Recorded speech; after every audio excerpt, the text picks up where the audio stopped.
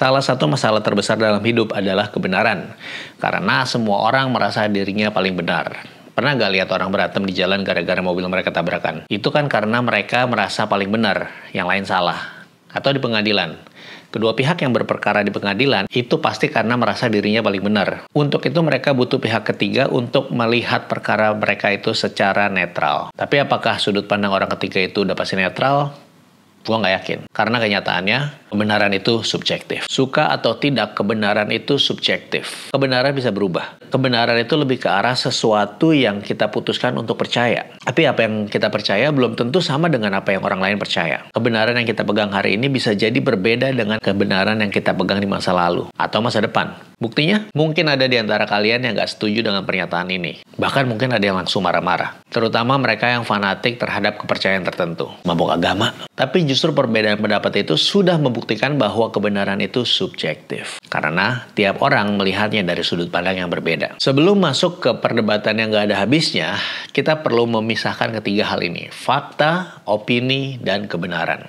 Fakta itu objektif, tidak berubah, bisa dibuktikan karena terukur. Opini itu subjektif dan bisa diperdebatkan. Kebenaran itu berawal dari opini, tapi sudah melalui proses analisa dan keputusan pribadi. Jadi menurut gua, kebenaran itu bukanlah fakta, tapi lebih ke bagaimana seseorang mengolah opini mereka berdasarkan pengalaman dan sudut pandang masing-masing. Misalnya gini, ada dua orang melihat mobil mewah ngebut di jalan tol. Faktanya, mobil merah itu memang ngebut. Tapi bisa jadi ada dua opini. Opini A, pasti itu orang kaya yang nggak peduli aturan. Opini B, mungkin aja dia lagi buru-buru karena kebelet boker. Apa yang mereka percaya itu menentukan tindakan mereka selanjutnya. Si A ini malah kesel dan bisa jadi malah menghalang-halangi mobil mewah tersebut untuk ngebut. Nah, sementara si B justru bisa memberi jalan karena berpikir orang itu sedang dalam keadaan terdesak. Padahal mereka melihat fakta yang sama, tapi kesimpulannya beda karena perspektifnya beda. Dan tindakan selanjutnya yang mereka ambil dipengaruhi oleh kebenaran yang mereka pegang. Contoh lain, faktanya ada anjing menggonggong gitu loh. Tapi buat orang yang takut sama anjing, mereka mungkin langsung ngibrit, kabur. Sementara orang pencinta anjing, mereka mungkin mikir kalau anjing itu cuma pengen main dan orang itu malah nyamperin anjingnya. Nah, sementara orang yang biasa gitu yang nggak punya pengalaman trauma ataupun suka sama anjing, paling pas lewat dan digonggongin cuma bilang anjing. Kayak anjing menggonggong itu tetap fakta yang sama, tapi maknanya beda bagi setiap orang tergantung dari pengalaman mereka dan proses berpikir mereka. Dulu gue percaya kalau kebenaran itu absolut.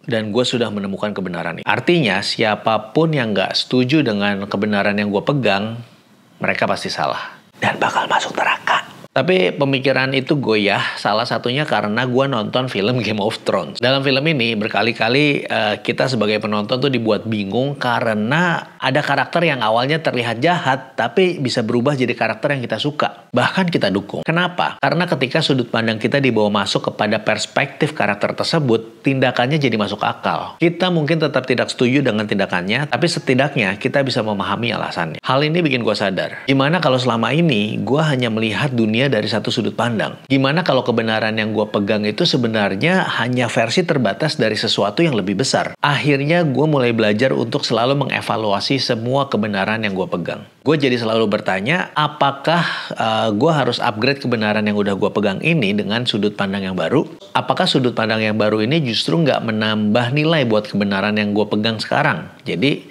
haruskah gue ambil atau enggak? Kalau kebenaran itu subjektif, pertanyaannya, apakah tidak ada kebenaran yang absolut? Ini pertanyaan yang sering muncul. Banyak orang yang mengklaim bahwa mereka sudah memiliki kebenaran yang absolut. Contoh ya, Islam adalah agama yang turun dari surga. Contoh kedua, Yesus adalah satu-satunya jalan keselamatan. Banyak orang yang percaya bahwa kedua statement tadi adalah kebenaran yang absolut. Tapi kalau emang ada satu kebenaran yang absolut, kenapa justru orang-orang ini berantem untuk membuktikan siapa yang paling benar? Ini semakin membuktikan kalau kebenaran itu subjektif. Apa yang orang yakini sebagai kebenaran seringkali dipengaruhi oleh pengalaman pribadi dan bagaimana mereka meresponnya. Proses terbentuknya kebenaran. Kebenaran itu nggak muncul gitu saja, tapi ada prosesnya.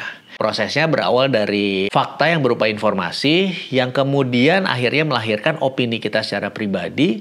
Kemudian opini tersebut kita evaluasi, analisis, kita bandingkan dengan pengalaman pribadi dan pertimbangan yang lebih dalam yang melahirkan sebuah keputusan mau kita apakan fakta tersebut. Apakah kita akan pegang sebagai kebenaran atau kita buang atau kita biarkan. Orang yang dewasa memahami proses ini. Mereka nggak asal percaya gitu aja. Mereka akan memeriksa dan mengevaluasi ulang sebelum mereka mengambil keputusan. Sementara orang yang belum dewasa biasanya menerima kebenaran yang diberikan tanpa mempertanyakan. Mereka percaya karena disuruh percaya, bukan karena mereka sudah mengevaluasinya sendiri. Oke, contoh kasus ya. Ini contoh yang mungkin paling gue suka tentang kebenaran itu subjektif. Bayangin ada seorang pria ketahuan mencuri di toko roti. Ketika ketahuan, orang-orang nangkep pria itu, bahkan mungkin ada persekusi, dipukulin, digebukin, dibawa ke polisi. Atau bahkan kalau yang sadis, dibakar. Pertanyaannya, apakah tindakan ini adalah tindakan yang benar?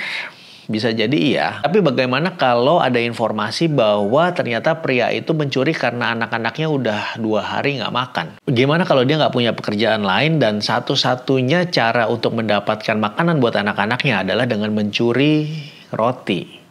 Ini udah kepepet banget gitu. Apakah tindakan pria ini benar?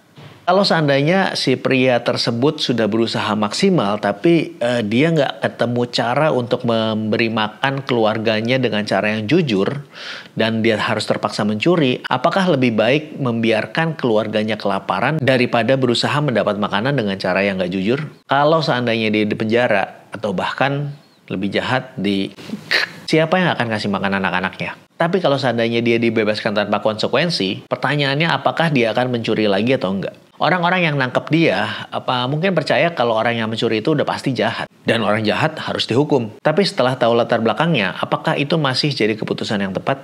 Masalahnya kita nggak selalu bisa lihat semua perspektif. Kita hanya bisa mengupgrade kebenaran yang kita pegang berdasarkan pengalaman dan pembelajaran yang kita dapatkan. Kebenaran itu bukan sesuatu yang tetap, melainkan sesuatu yang bisa berkembang seiring dengan berjalannya waktu. Pertanyaannya, berani nggak kita mengevaluasi kebenaran yang udah kita pegang selama ini?